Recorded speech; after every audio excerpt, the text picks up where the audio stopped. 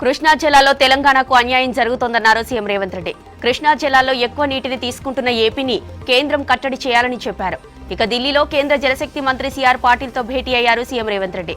కృష్ణా జిల్లాలో 70% వాటా ఇవ్వాలని కోరారు. అలాగే రాష్ట్రంలోని పెండింగ్ ప్రాజెక్టులకు ఆర్థిక సహాయం చేయాలన్నారు. పునర్విభజన చట్టం నిబంధనలకు విరుద్ధంగా ఏపీ సర్కార్ చేపడుతున్న బనకచెర్ల ప్రాజెక్టును ఆపాలని సిఆర్ పాటిల్ను కోరారు సీఎం రేవంత్ రెడ్డి. తెలంగాణలో గోదావరిపై ప్రాజెక్టులకు నికర జలాలు కేటాయించిన తర్వాతే ఏపీ ప్రాజెక్టులకు అనుమతి ఇవ్వాలన్నారు. కృష్ణా జలాలపై వచ్చిన విమర్శలే భవిష్యత్తులో గోదావరిపై వస్తాయని చెప్పారు.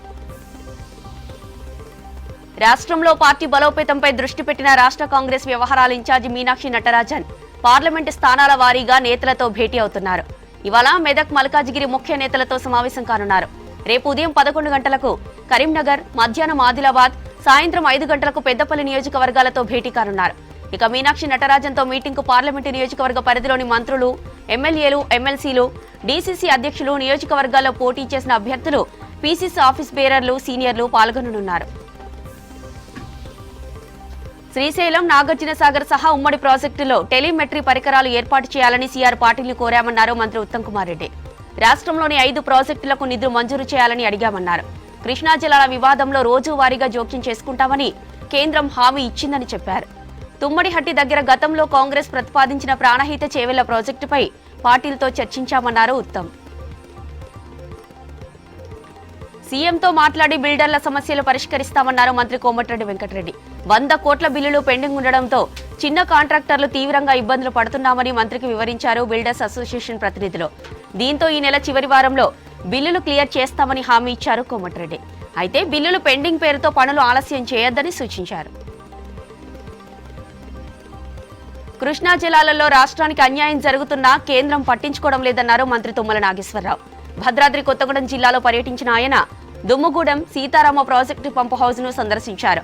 సీతారామ ప్రాజెక్టు పంప్ హౌస్ లిఫ్టులతో గోదావరి జలాలు తరలిస్తున్నామని వివరించారు. ఇక గోదావరి నీటితో వైరా రిజర్వాయర్ ఆయకట్టు స్థిరీకరణ జరుగుతుందన్నారు తుమ్మల. తెలంగాణ సర్కారు చొరవతో సింగరేణి వ్యాపార విస్తరణలో మరో అడుగుపడింది. రాజస్థాన్ విద్యుత్ శాఖతో సింగరేణి సంస్థ చారిత్రాత్మక అగ్రిమెంట్ చేసుకుంది యాజమాన్యం. రాజస్థాన్ లో పర్యటిస్తున్న డిప్యూటీ సీఎం భట్టి విక్రమార్క ఆ రాష్ట్ర సీఎం భజన్ లాల్ శర్మతో 3100 మెగావాట్ల విద్యుత్ ప్రాజెక్టులపై ఎంఓయూ చేసుకున్నారు. రాజస్థాన్ విద్యుత్ శాఖ అనుబంధ సంస్థతో కలిసి సింగరేణి సంస్థ జాయింట్ వెంచర్ కంపెనీ ఏర్పాటు చేయనుంది. ఇక తొలిసారిగా ఇతర రాష్ట్రాల్లో సోలార్ విద్యుత్ ప్లాంట్ల ఏర్పాటుతో సింగరేణికి నేషనల్ లెవెల్ కంపెనీగా గుర్తింపు రానుంది. నల్గొండలో టీచర్ ఎమ్మెల్సీగా శ్రీపాల్ రెడ్డి విజయం సాధించారు. 2వ ప్రాధాన్యత ఓట్లలో కోటాకు కావలసిన ఓట్లు ఆయనకు వచ్చాయి. దీంతో శ్రీపాల్ రెడ్డి గెలుపొందినట్టు అధికారులు ప్రకటించారు. శ్రీపాల్ రెడ్డికి 9021 ఓట్లు రాగా అలుగువెల్లి నర్సిరెడ్డికి 6448 ఓట్లు, ఇక హర్షవర్ధన్ కు 6034 ఓట్లు పడ్డాయి. శ్రీపాల్ రెడ్డి విజయంతో ఆయన అభిమానులు సంతోషం వ్యక్తం చేస్తున్నారు. తన గెలుపుకు సహకరించిన టీచర్లకు ధన్యవాదాలు తెలిపారు శ్రీపాల్ రెడ్డి. ఇక టీచర్ల సమస్యలపై కొట్లాడతానన్నారు శ్రీపాల్ రెడ్డి.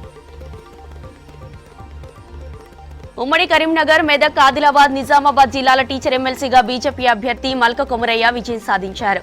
మొదటి ప్రాధాన్యత ఓట్లతోనే ఆయన గెలిచారు. కొమురయ్యకు 12959 ఓట్లు వచ్చాయి. ఇక వంగ మహేందర్ రెడ్డికి 7182 ఓట్లు, అశోక్ కుమార్ కు 2621 ఓట్లు వచ్చాయి.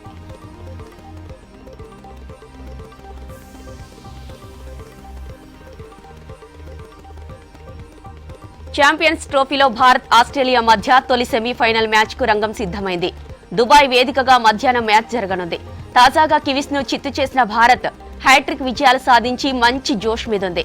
అదే జోష్ లో దుబాయ్ వేదికగా జరగనున్న సెమీఫైనల్లో కంగార్లను ఢీకొట్టేందుకు సిద్ధమైంది ఇండియా.